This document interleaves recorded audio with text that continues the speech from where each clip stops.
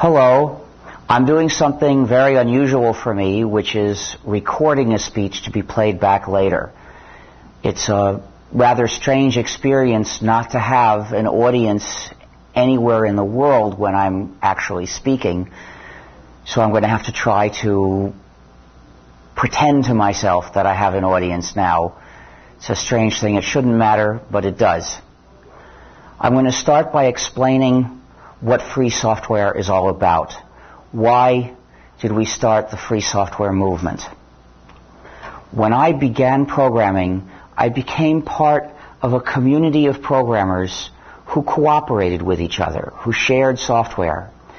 If you had a program and your friend would like a copy and asked for a copy, of course you give it to him. And that was not just the executable, but the source code as well. It was normal to have the source code for the programs we were using. With the source code, the program is not a black box. You're not stuck with it exactly the way someone else set it up. You have control. You can study what it does. You can learn, and you can change it to make it do exactly what you need or exactly what you want. This way of life was a very good one. It was a way of life where people could help each other. People could treat each other like friends. But actually, it wasn't really so unusual. There's something else very much like it in another area of life, in the area of cooking. If you cook, most likely you use recipes. And you've probably had the experience of getting copies of recipes from your friends. And maybe you've copied recipes and given copies to your friends. You've also probably looked at a recipe to see what the ingredients are to make sure there's nothing in there that you or your friends shouldn't eat. And you may have changed a recipe because you're not required to follow the recipe exactly the way it's written. You could leave out the salt because your doctor said don't eat salt. You could add mushrooms because you love mushrooms. All sorts of changes you can make. And there's something else that's a bit more unusual. If you cook your modified version of the recipe for your friends, a friend might say, "Hey, that's delicious. Could I have the recipe?" Then, if you want to take the time, you could write down your version of the recipe and make a copy for your friend. So here we're talking about making and distributing copies, studying the recipe, changing the recipe, and distributing a modified version. The exact same freedoms that we in my community of programmers used to enjoy when we cooperated in using software. Imagine if somebody tried to say that you were not allowed to study a recipe or change a recipe, or make a copy for your friend. That if you did those things, you were a pirate, and they would put you in prison for years.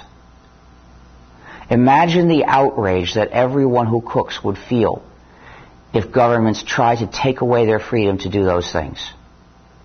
That's exactly what I felt when my community of cooperation, of cooperating programmers, came to an end.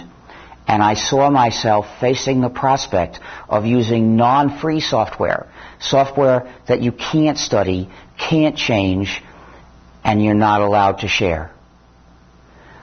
I felt so much outrage that I said, I refuse to accept that way of life. That way of life is no good. I'm not going to live that way. Instead, I'm going to make an alternative. I'll do whatever it takes so that I can keep using computers and live in freedom as part of a community where people can help each other. If you use a program that is not free, then you have been divided from the rest of your community. So in order for us to live in freedom, what do we need? We need to have free software to do every job. Every job we want to do on the computer, we've got to be able to do it and still keep our freedom, which means we've got to be able to do it with free software. The first collection of software you need is an operating system. My field was operating system development, so I decided I would start by developing a free software operating system. With an operating system, you can use your computer for many different purposes. Without an operating system, your computer won't run at all. It's just dead weight. So the operating system is not everything. It's not all the software you'll ever need, but it's the first thing you need. So it was worth developing the operating system first. I decided to develop an operating system compatible with UNIX for technical reasons. At the time, I had never used UNIX. I had only read about it. But what I read told me it would be a good model to follow. It was a portable operating system, so if I followed the design of UNIX, I could make another portable operating system. And that was an important thing. It would take years to develop a free operating system, and I didn't know which computers would be popular several years in the future. This was in 1983 when I was thinking about these plans. I figured it would take till maybe the end of the 80s to have a complete operating system, and that would be time for various things to change. So I decided to follow the design of UNIX, which would make for a portable system. That way, whatever computers were popular in 1990 and 2000, we could still support them. And then I looked for a name. Now, the community I come from, in this community we call ourselves hackers. And what we mean by that is we enjoy playful cleverness. It actually has nothing to do with breaking security. Whatever we're doing, whether it's programming or life, we want to look for ways to have playful cleverness. And part of that is we look for funny names for the programs we write. So I decided to make the name for this system a recursive acronym. The name of this system is GNU. And GNU stands for GNU's Not Unix. So when people ask me, but what does the G stand for? Well, the G stands for GNU. And I think that this joke works in Portuguese more or less.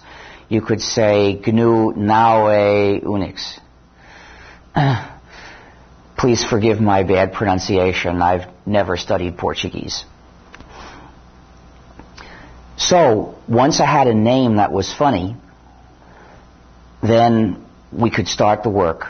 And in January 1984, I started developing the many programs that you needed to put together an entire Unix-like operating system. Because that system design is composed of many different programs, each program doing a particular job, and they work together through standard interfaces. Nowadays, these interfaces are called the POSIX standard. In those days, there was no official standard, but being compatible with Unix meant using the same interfaces. So, throughout the 80s, I and then the other people I recruited were writing these various programs, and we put them together. In the early 90s, we had almost all of the GNU operating system. One important piece was still missing. That piece, that gap in the GNU system, was the kernel. During that whole time, I was constantly looking for shortcuts, looking for some existing piece of free software that someone or other had written that we could use as part of the system in order to shorten the path so that we could get a complete system sooner. And I was hoping we would find a kernel or part of a kernel somewhere. In 1990, we found part of a kernel. We found the bottom part. It's a microkernel known as Mach that was developed at Carnegie Mellon University.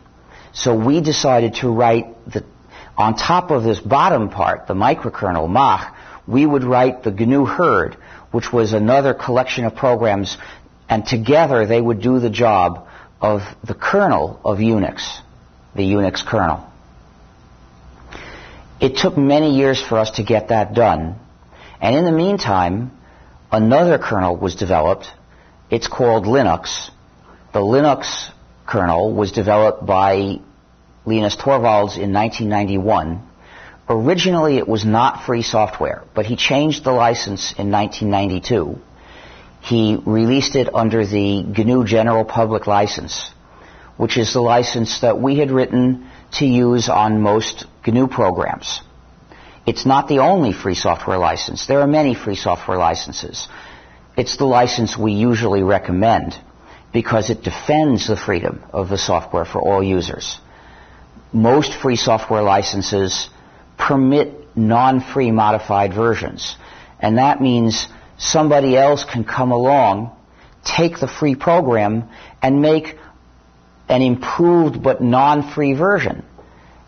And the users, if they don't value freedom, they might switch to the non-free version, and that means a step backwards for freedom. With the GNU General Public License, we can actually use copyright law so as to prohibit modified non-free versions. What we say is, you can take our code and make a modified version, and you can publish the modified version if you choose. But when you do so, your modified version must likewise respect the user's freedom. So this way we never find ourselves in the unfortunate position of having to compete with somebody else who takes advantage of all our work but won't let us use his work. That's a pretty frustrating situation to be in. And the other free software licenses, most of them, allow that to happen. In any case, Linux was released in 1992 under the free software license that we had written. At that point, it was possible to take Linux and fit it into the gap in the GNU system. And this combination, the GNU plus Linux system, then began to catch on. And it achieved the goal that we set out for in 1984, the goal of a free, completely free Unix-like operating system, which made it possible to get a computer and run it without ever giving up your freedom, without ever installing a program that says you are helpless, you are forbidden to share with your neighbors. In effect, we had built a new continent in cyberspace, away from all the lords of software who kept an iron grip on the software that existed. We built a new continent where people could go to live in freedom. And much better than the New World, our new continent, because it was built, not found, there were no indigenous peoples living there that we had to steal it from, and there's room for absolutely everyone. Every one of you can live in freedom if you make the effort. You just have to replace the non-free software on your computer with free software and decide from now on I'm living in freedom.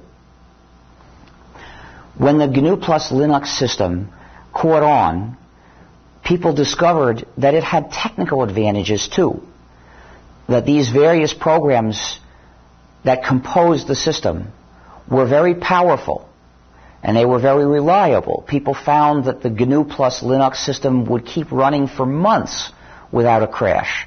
They'd say, it only crashes when I have to turn the power off.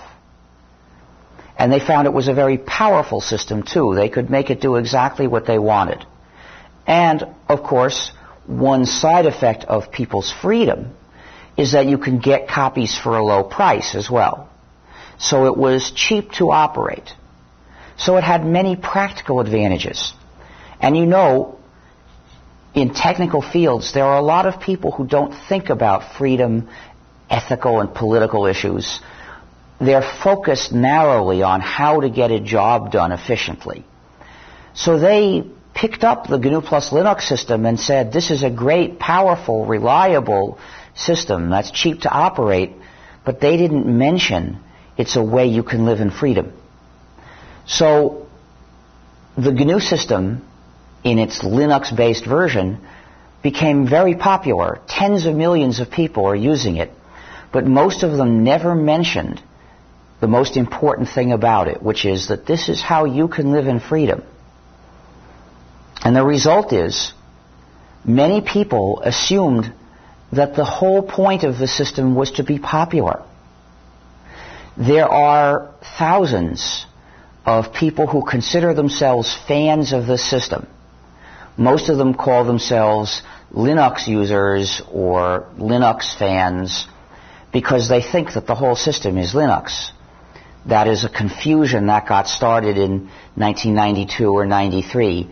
Many people started thinking that Linux was the entire system, so you will probably find many people who say that they are Linux users, or that they have a Linux machine running, or that they're using a certain Linux distribution, and really what they mean is that they're GNU plus Linux users and they have a GNU plus Linux machine running, or they're talking about a certain distribution of the GNU plus Linux system.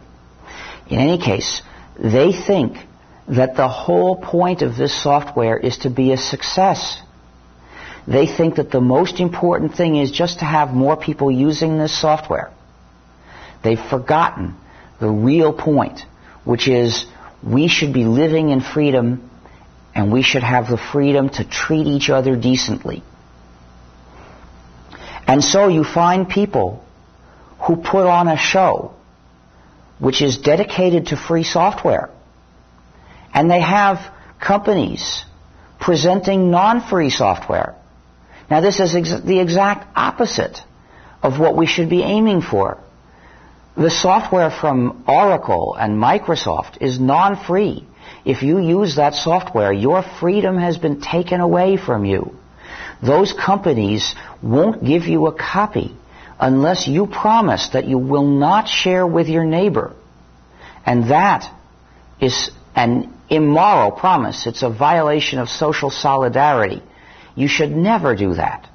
If you do that, you're putting yourself in a moral dilemma. Because as soon as your friend or your neighbor or even a stranger comes and says, "This is a nice program, could I have a copy?" Now, all of a sudden, the moral dilemma hits you. What are you going to say? You have a choice between two evils. One evil is, share with this other person. He deserves your help. Share with him, but then you're violating the license, the contract you agreed to. That's not right. And the other alternative is, obey the contract and refuse to share with this other person. That's not right either. You're going to have to choose the lesser evil. And the lesser evil is to share with this other person, because he deserves your help. And anybody who asked you to promise not to share with the rest of the world, that person does not deserve your help. He doesn't deserve to have that contract carried out. So that's the lesser evil. But really, when you should anticipate this situation, you shouldn't just sign this contract and later on say, "Oh, what a surprise, now I have to choose between two evils." You should, when you are offered that program, you should recognize then that that program is a path to a moral dilemma. And at that point, you should say no. You should say, if I accept this program, I will be forcing myself to choose one evil or another later on.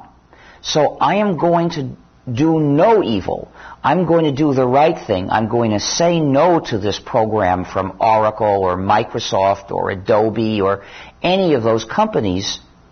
I'm going to use only software that I can freely, openly share with the other people in the world who may ask for my cooperation someday. So these companies that are sponsoring this event today, they are the exact opposite of what this event should be working for. And some of them are actually making speeches here where they're going to try to completely mislead you about what this is all about. They paid for that privilege with their money. But if you don't recognize that freedom is the goal, that a decent ethical society where people can help each other is the goal, you might think there's nothing wrong with this. There are people who thought that the availability of Oracle's non-free database on the GNU/Linux system was a contribution to our community because it would make the GNU/Linux system more popular. And that's true. It may make the system more popular, but it represents forgetting what the system's all about. It means confusing means with ends. Instead of aiming for freedom, we are settling for mere popularity. There is no more important thing we have to do to make sure freedom triumphs than to remember the goal, to remember that freedom is what we need, and remember what it means. Life constantly offers opportunities to discard your freedom. Someone will come along and say, give up your freedom to me and I'll give you something convenient. In the United States, Bush said, give up your freedom and I'll make you safe from those terrorists. And we lost a lot of our freedom. The worst blow that my country has suffered in many years was struck by its own leaders in response to the September 11th attacks, supposedly as a way of protecting us. And it's always like this. Freedom is never automatically secure. If you want to keep your freedom, you have to defend it. But in order to defend it, you have to value it. And in order to value it, you have to know what it is. That's the first step. And that's what I'm speaking to you about today.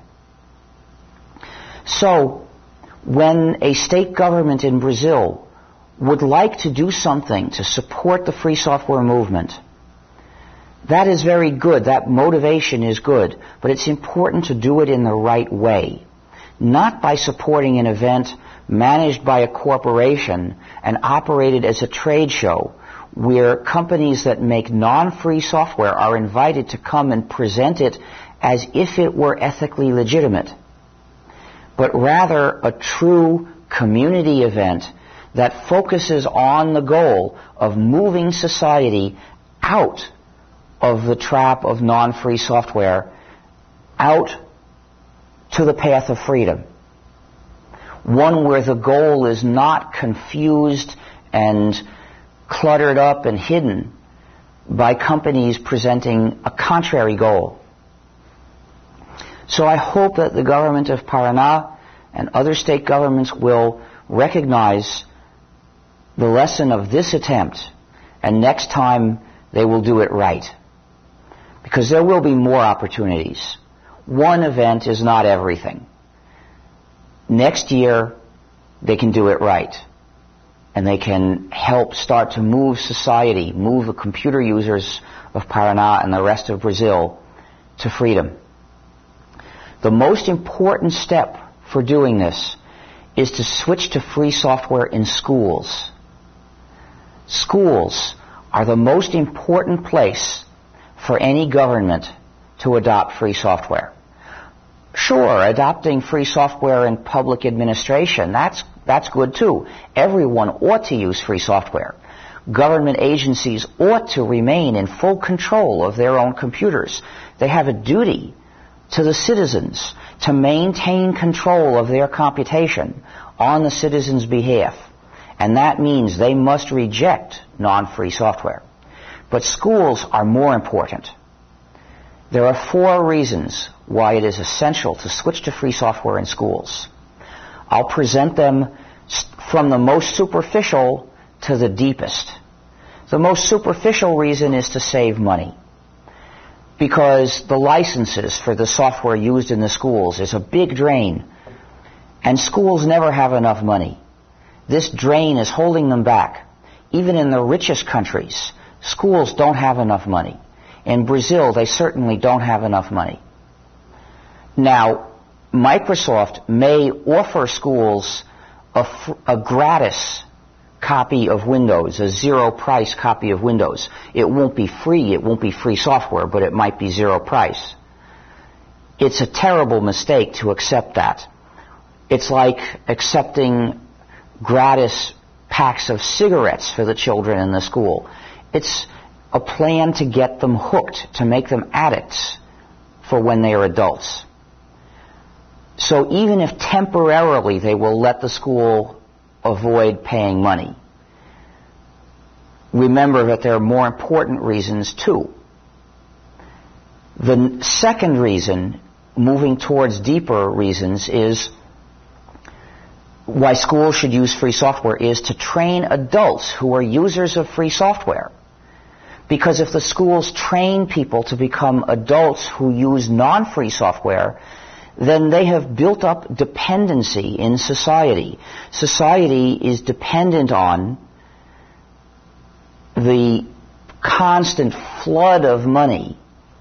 I think it's around $1 billion a year now for Brazil, to a few rich foreign companies. And this drain on society is a terrible burden. So schools should teach people to live the life that is good for the country's health. That means train them to use free software. Of course, the non-free software companies understand this too. That's why they offer zero price copies of their non-free software to the school. They want the school to train students to be addicts. And it's the school's responsibility to recognize this too and refuse to do it.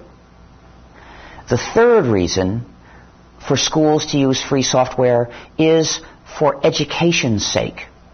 You see, non-free software prohibits education. Non-free software is the opposite of education. It says you are not allowed to learn because everything inside the software is secret. When students are in their teenage years, some of them become fascinated with machinery, with software. They want to learn everything. And these are the people who are going to become the great programmers. They are the natural-born programmers. And all you have to do to enable them to become great programmers is give them free software and say to them, you can learn anything you want. It's all exposed. Nothing is secret. Because they're going to want to learn about the software they're using. They'll, type the commands to do something and wonder, how does the program do this when I give this command? If they're using non-free software, the answer is, it's a secret. You're not allowed to learn. You're not allowed to learn anything. All you're allowed to learn is how to run it. You're supposed to be ignorant. But with free software, the school can say, the teachers can say, oh, you're curious, well, go ahead. The program you're using right now is this one, and the source code is here. And I'll even help you find the part of the source code that relates to this problem so that you can start learning. And the next thing the student will do is say, I don't think this program is exactly right. I'd like to try changing it. With non-free software, you're helpless. Non-free software keeps you helpless. That's what it means that it's non-free. You can't study it or change it. With free software, you can change it. The teachers can guide the students until the students don't need any more guidance because they'll learn. They'll learn to be, by the time they graduate from secondary school, they can be accomplished, capable programmers, capable of taking a job to do powerful programs. I've seen this happen plenty of times. But the deepest reason applies to every student.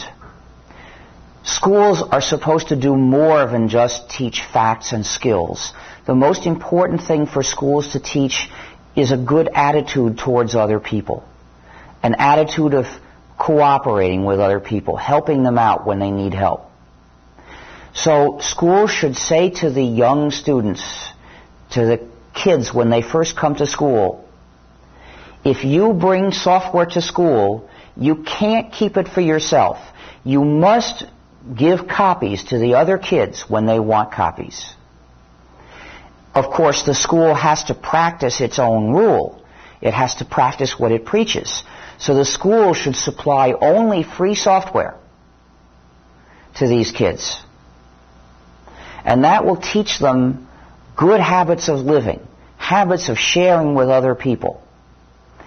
If I had a child who was in school and the school started trying to teach my child not to share with other people, I would tell the teachers, don't you dare say that to my child. I want my child to be a helpful, kind, cooperating person. Don't you dare say that sharing is wrong. You know what they say? They say that if you share with other people, you're a pirate. They're saying, when they use that word, what they mean is that helping your neighbor is morally equivalent to attacking ships. And that is the opposite of morality. Attacking ships is very bad. Sharing with your neighbor is good, and we should all encourage other people to share with our neighbors. And anyone who says that sharing with your neighbor is piracy, we have to say loud and clear that they are wrong. So I will now let you go. Unfortunately, I have no way to accept questions. I'm sure there would be many questions after a speech like this.